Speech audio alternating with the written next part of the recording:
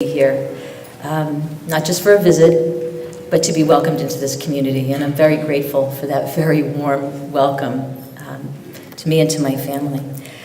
I am excited and honored to be appointed as 12th president of the College of St. Scholastica. And I'm profoundly grateful to the Board of Trustees for entrusting me with this very special leadership role. Thank you for placing your confidence in me.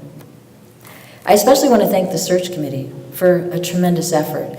This was such a comprehensive and time-consuming process, and I remember thinking to myself, wow, they really picked the right team for this job. I can assure you, they left no stone unturned when it came to examining candidates. In fact, I'm pretty convinced that if I ever wanted to get a job with the FBI, I would clear their top level of security. But the reason that this committee was so rigorous quickly became evident to me. It's because they cherish this college, and they take it personally and seriously what their role is in ensuring its best future.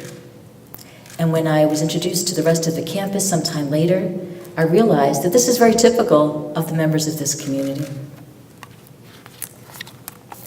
So during the search process, time and time again, I came away from the conversations and the correspondence and all the research that I was doing, duly impressed. In the first phase, I was impressed by the college's deep rootedness in the Catholic and Benedictine values, because that is the moral and spiritual bedrock upon which everything else is going to be built. And then I was impressed by the educational mission that has been unfolding over more than 100 years, and that is a glorious history. And I was impressed by St. Scholastica's capacity to discover fresh and contemporary ways of living out its mission in a rapidly changing world. That's an entrepreneurial spirit.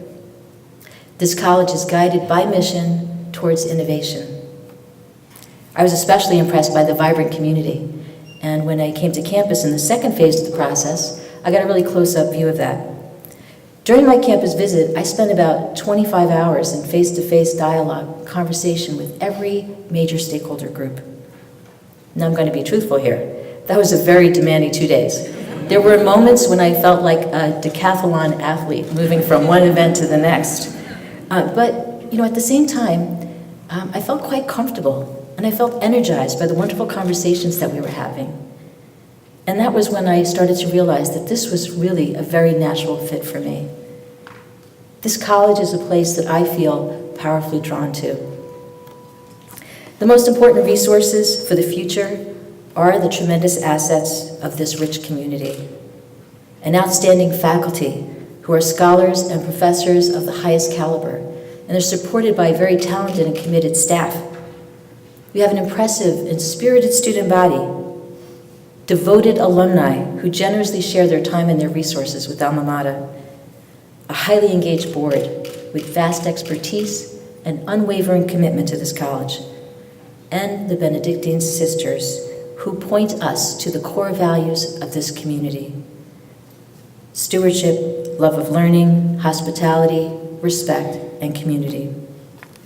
So the community life that's shared here is so essential for the educational mission to be fruitful.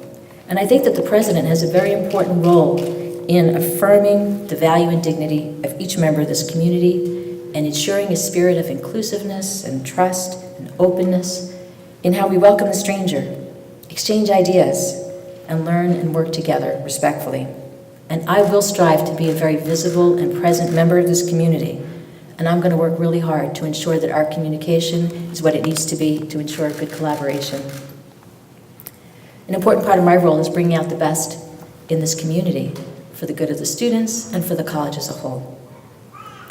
I'd like to take a moment to introduce my family. I'm very grateful to them for their support and encouragement, and most of all for their openness to embracing new things. My husband Michael is here with me. You stand up and say hello.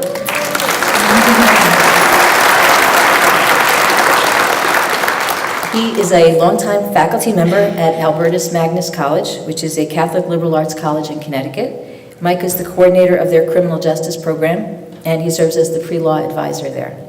And his scholarly interests are at the intersection of national security and civil liberty. Michael and I have 3 daughters. 2 are not here in person, but they're joining us through Adobe Connect from Washington, D.C. That's Brianna and Kayleen. And so Brianna, she was an English major as an undergraduate, went on to earn a master's degree in global health, and she works for the Peace Corps. And Kayleen just graduated from college last May. She was a history major with a minor in education, and she works for a company called Mathematica doing education policy research. And they both will be visiting campus often, and I'm sure you're going to get to know them very well in the years ahead. And our youngest daughter, Mariah, would you say hello?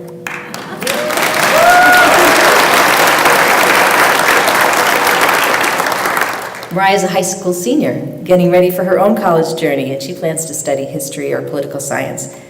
And I'm guessing that in the last few minutes, Mariah has been live tweeting this event out to the world, at least to her friends back home. Mariah is a rower on our local crew team, and we're going to look for some opportunities for her to get out in the water here in Lake Superior this summer.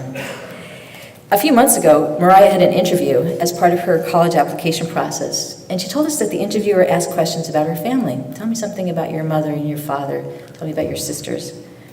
And then she said to Mariah, "You have a very academic family." I guess it's true, but it made me reflect on how much that's changed in one generation. My mom, Kathleen McCarrick, is also, she's in New York, but watching us on Adobe Connect.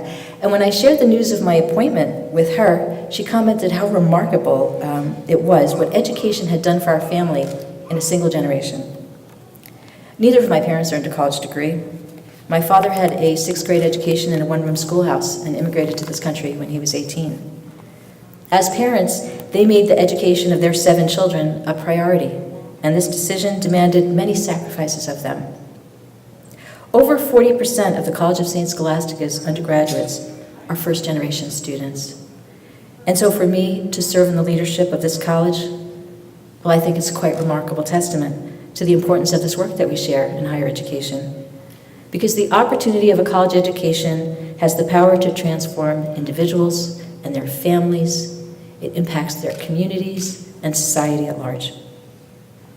Now, there are a lot of challenges for higher education, and all of you, through your work as faculty or staff or students, you're well aware of them. And I think that each institution must rediscover itself, not only to meet the challenges of today, but to flourish far into the future. And St. Scholastica is right in the thick of this. I have great respect for the outstanding work that has been done under Dr. Goodwin's leadership. St. Scholastica is a forward-leaning institution, adapting to the change in the world and growing in new ways while staying true to the Benedictine values that make it the very special college that it is. The new Health Science Center over at Bluestone, I think, is a spectacular example of this. It's an effective mission innovation planning process. This facility is advancing the college's distinction in healthcare education. It's providing students with a high-quality academic program in high-demand fields. And it's responding to the needs of our local community, especially the most vulnerable. And that last piece is key, because we believe that education must serve society.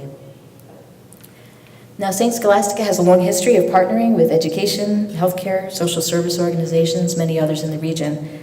And these relationships are extremely important and require cultivation to grow in their fullness. And as a newcomer to this part of the country, I know that I'm going to have to double up my efforts on networking in order to continue and to expand upon the very productive and good relationships that have already been forged. And I'm going to look to many of you in this room to help me become engaged with the larger community.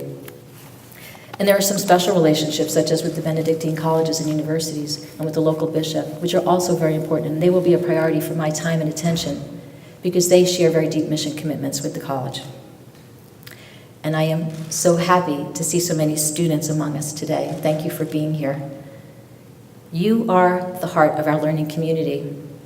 Whether you're a traditional student, undergraduate, graduate, online, here in Duluth or on one of our many other campuses, you are the movers and shakers of tomorrow in every single field. And we're going to depend upon you to be competent, caring professionals, to be ethical, to be able to adapt to change, and to be compassionate leaders who are prepared to take on the unprecedented issues that are going to face society.